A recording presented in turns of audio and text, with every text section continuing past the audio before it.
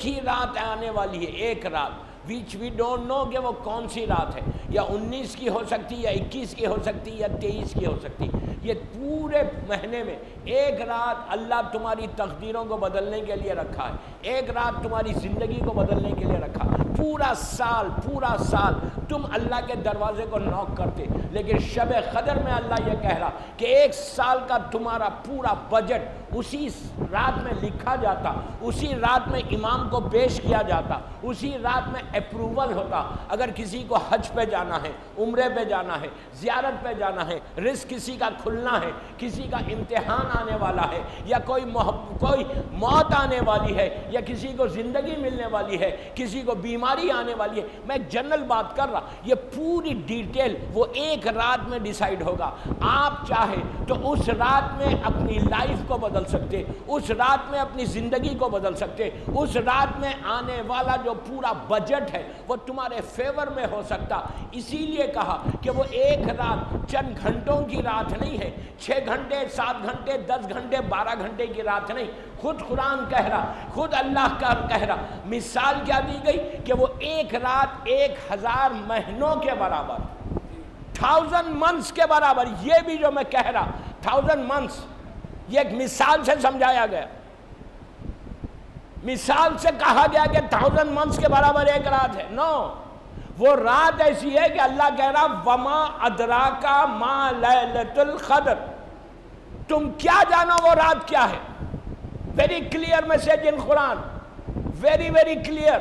اللہ کہہ رہا کہ you don't know about that night, تم کو معلوم ہی نہیں وہ رات کیا ہے، یو کیناٹ انڈرسٹینڈ، تم سمجھ ہی نہیں سکتے وہ رات کیا ہے۔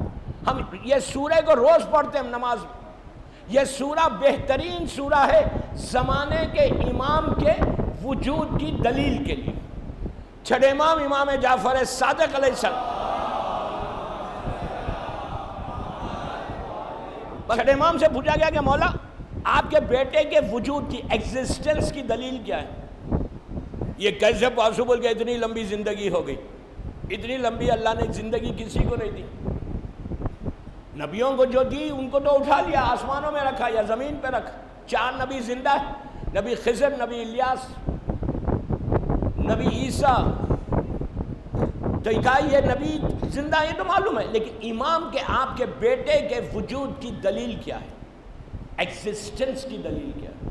تو امام نے یہی سورہ کہا کہ میرے بیٹے کے وجود کے لیے سورہ انا انزلنا سے بہتر کوئی سورہ نہیں، کہ اس میں کہتے ہو نا تنزل الملائکۃ والروح فیہا باذن ربہم من کل امر، کہ ہر شب قدر میں اللہ آسمان سے ملائکہ زمین پر آتے ہیں اللہ کا امر لے کر۔ تو کہا وہ کس کے اوپر آتے ہیں؟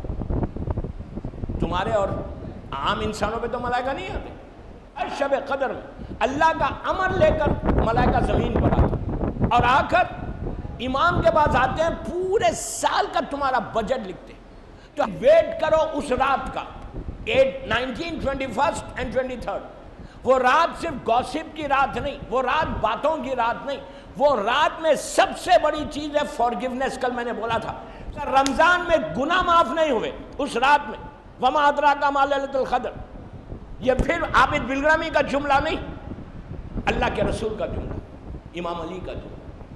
غور سے سنو، جس کے گناہ شب قدر میں معاف نہیں ہوتے، یہ معصوم امام بول رہا، عابد بلگرامی نہیں بول رہا، جس کے گناہ شب قدر میں معاف نہیں ہوتے دین اس کو ویٹ کرنا پڑے گا روزے عرفہ تک۔ آپ سوچو ہم کیا اس کا پریپریشن کر رہے ہیں؟ کیا مجھے یہ فکر ہے کہ میرے گناہ معاف ہو رہے یا نہیں ہو رہے؟ رمضان آ رہا، رمضان جا رہا، رمضان عام لوگوں کی طرح رمضان مت کرو، تم علی والے ہو، رمضان کے مقصد کو سمجھو۔